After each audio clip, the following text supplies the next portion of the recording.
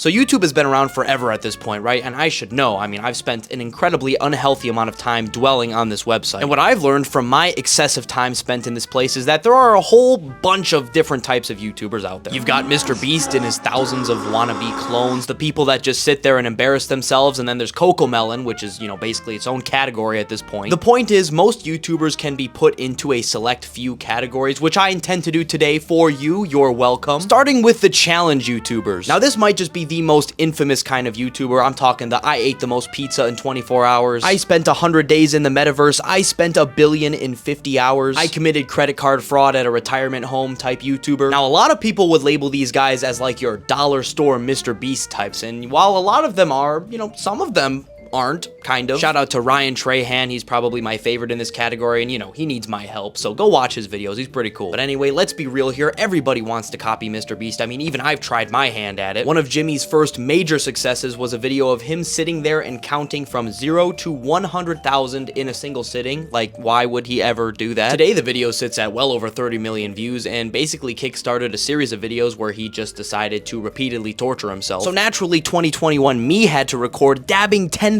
times. Gone wrong, cops called. Man, what a thumbnail, I tell you. It's got it all. It's got the red circle, red arrow. It basically just captures the essence of YouTube in one picture. Which brings me to the topic of thumbnails, which is a quintessential trait for all challenge YouTubers with a couple of key components. Key component number 1, borderline unreal looking face with a surprised and or horrified expression. A little something like this. 10 million freaking views right there with that face. And then key component number 2, that's kind of it. All you really need is the face. Oh yeah, and make sure to crank the saturation all the way up because, when the children are scrolling on their YouTube homepages, we wouldn't want them to feel anything short of 110% mentally stimulated, would we? Of course not. Another thing that a lot, but not all of these challenge YouTubers do is, the fast-paced, kind of brain rot, seizure-worthy editing. I don't know about you guys, but I genuinely can't watch this kind of content anymore because I feel like if I grabbed a rubber mallet and conked myself a few times in the head with it, it would do less neuron damage than these videos. Hold on, pause. That was kind of sus. Let's just count the number of cuts Mr. Beast makes in his intro. I just bought this train and it is currently barreling full speed towards that giant pit over there. We're also crashing countless cars, blowing up thousands of sticks of real dynamite, and even putting 10 jet engines on a car, just to show you the most insane experiments of all time. I think one more and I would have had an aneurysm. Some YouTubers I would definitely throw into this category are Mr. Beast, Eric, Ryan Trahan, Brent Rivera, ZHC, Michelle Carre, Jesser, Matthew Beam, and any other YouTuber who titles their video as I did and then insert any kind of clickbaity, crazy activity. Commentary YouTubers. The commentary category is like super broad because it covers everything from people who do drama to talking about current events or stories or whatever I pollute the internet with. Whenever the latest internet drama drops, all of the commentary YouTubers unite together and transform their content to cover solely that one issue for like an entire week like the factories did in World War II. More Pegasus is a prime example of this. I mean, bro has been farming the Mr. Beast content as of late. It's crazy. He's got like a dozen videos out back to back almost. Like, I don't blame him. I'd be doing it too. What am I doing wrong? What am I doing wrong here? But YouTube commentary isn't all drama. You got Moist Critical out there talking about glory hole repair, and then you've got me talking about whatever I talk about without contributing to society in any kind of meaningful way. Yeah, anyway, my commentary YouTuber category basically just extends to any channel that talks about, what did I write down here? Focused on sharing opinions, telling personal stories, or covering random topics. It's a lot of channels. Like I said, there is a lot of drama content, but you've also got people talking about TV, people talking about popcorn, people talking about pizza, people talking about Temu, people talking about that. It's a lot of people talking, if you haven't noticed. Commentary YouTubers are kind of D1 professional yapsters. Some of these guys make some of the most revolutionary, thought-provoking videos on the internet, and some people make I love garbage trucks now. You've really got a wide array of content options in this category. Some YouTubers I'd put here are Moist Critical, Oompaville, Eddie Burback, Papa Meat, Jay Schlatt, Scott Kramer, Danny Gonzalez, and Ludwig's Mogul Mail. That's hard to say. Ludwig's Mogul Mail. Ludwig's educational YouTubers. Yes, for the sake of convenience, I'm just going to take all of the remotely educational content on YouTube and just cram it into one category. Why not? This is probably the most important category of YouTubers because they are pretty much single-handedly carrying the value of this website. Without them, it would just be brain rot, I promise you. They're also without a doubt responsible for getting me through school and providing me with about 70% of the things that I know, which is a very limited selection of knowledge knowledge, but still, it's something. I don't care what anyone says. I guarantee you that YouTube can teach almost anyone more than school ever could. Textbooks are better for bonfires than education. That's bars. Someone put that on a t-shirt or something. Like, you're telling me you would learn more from world history since 1500, an open and free textbook, than you would from watching Oversimplified on YouTube? You, my friend, would be delusional. Also, no hate to John Raskin or Constance Weiss.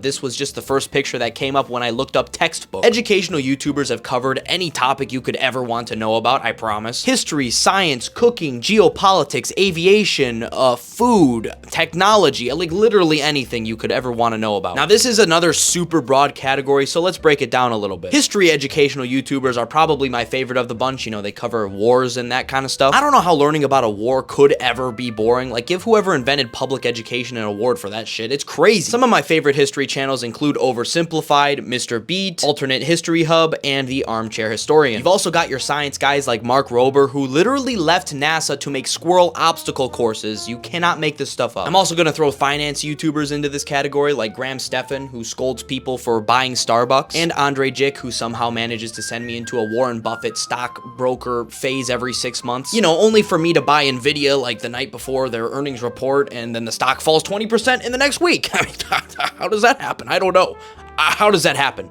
How does that happen? They had a good earnings report, and I don't know what happened. Tech YouTubers also fall into this category in my mind. You've got people like Marquez Brownlee, whose opinion is so powerful and respected that, you know, after he released a bad review on an EV company, the EV company went bankrupt a little bit afterwards.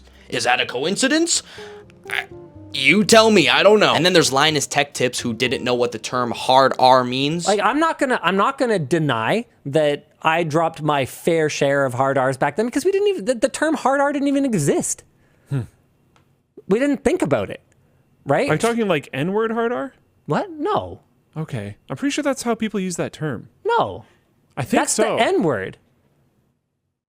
What are you guys talking about? No, the one with the for mental disability. I'm pretty sure people use hard R in a very different way than you just used it. Oh. I mean, he almost accidentally dismantled his entire career in about 15 seconds. Beauty and makeup YouTubers. Honestly, this is probably the most obscure category for me, because it's not like I watch James Charles or anything, you know? That would be kind of crazy, wouldn't it? I don't watch his content.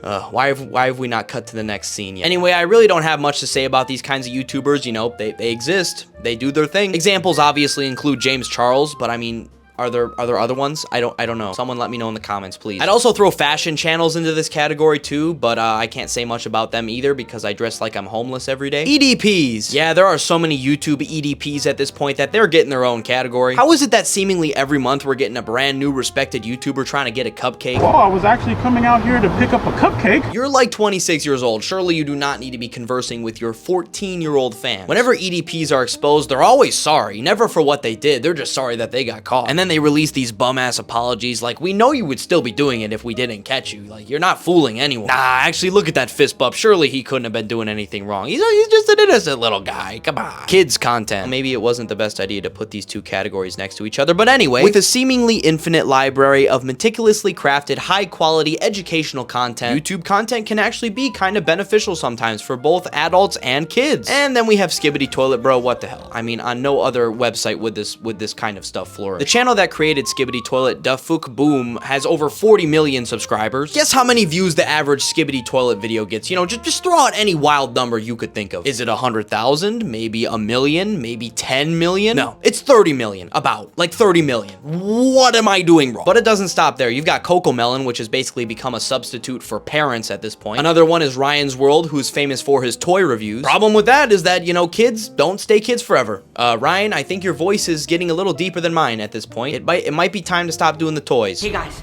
today I've got to stop an incoming robot invasion. It will be really interesting to see what he does as he grows up, because there's no way they keep making the same content that they do right now. You can definitely tell that they've been kind of running out of ideas with the videos that they've been posting lately. Like this one here is literally just an hour of them recording a girl playing with an iPad while the mom commentates exactly what's happening on the screen. And then there's YouTube Kids. Like, does anyone use that app ever? I've never seen anyone log into YouTube Kids during my entire time on the face of the earth so far. Gaming YouTubers. These guys are like the backbone of the YouTube economy me, gaming has been around forever on YouTube, and it's kind of just like a classic art form at this point. And plus, it's easily one of the largest genres of content on YouTube. YouTube gaming has gone through so many different phases, you know, thinking back to the original rise of Minecraft all the way back in, you know, the mid 2010s, and then the rise of Fortnite in like 2017, 2018. You also had GTA popping off, and then a Minecraft resurgence around the time that COVID started. A lot of YouTube gaming today really centers around streamers too, like with Jinxie basically single-handedly reviving Rainbow Six Siege. Again, you know, this is just a classic genre of YouTube that's been around basically since the start of the site. You know, I don't know why, but a lot of the Minecraft YouTubers that fit into this gaming category also fit into the EDP category. We've got a little bit of a concerning correlation that I've noticed there.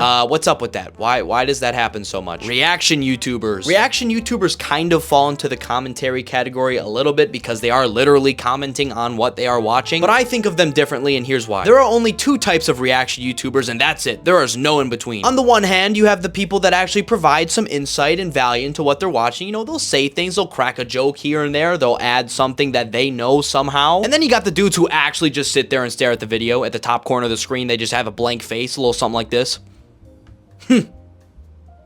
Oh yeah, it's good. And then mid-video, sometimes they'll just pull out a sandwich and start eating. Like this. Also, I'm eating a Coca-Cola flavored Oreo right now. I do not know how I feel about these. You should try them yourself. It's kind of like an Oreo blasted with Febreze. That makes no sense, but just try it. I think you'll see what I'm saying. But anyway, it's basically just advanced content theft sometimes. Like when they're just sitting there doing nothing. That stuff. The best React YouTuber I know is Joe Bartolozzi. Easily, I glaze him to my friends all the time. Up Nugget said, "Womp womp, cry me a river." I'm timing your ass out for a fucking month. I even tried emailing him to watch my video. One of them. Have not gotten a response. What's up with that, Joe?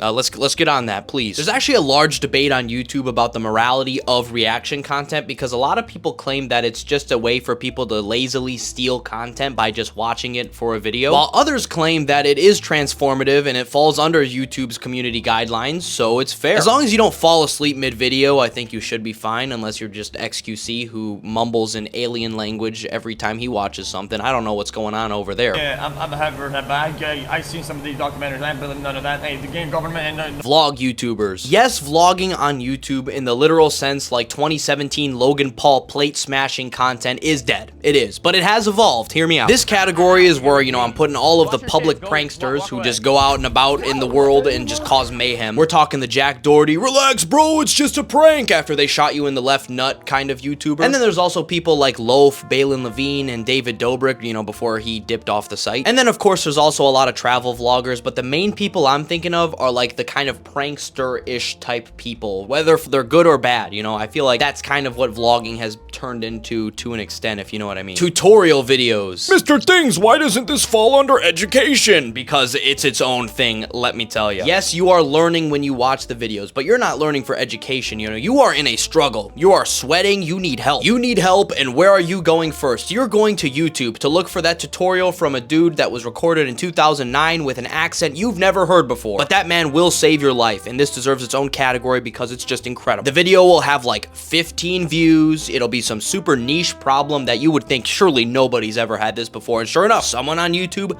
made it and covered it just for you. Let me know if I missed any glaringly obvious categories in the comment section. I'm sure I probably did to some extent. Be sure to join our first 10,000 legends before time runs out. That'll probably be pretty soon. Thank you very much, and until next time, goodbye. I'm running out of breath, but yeah, goodbye. See you next time.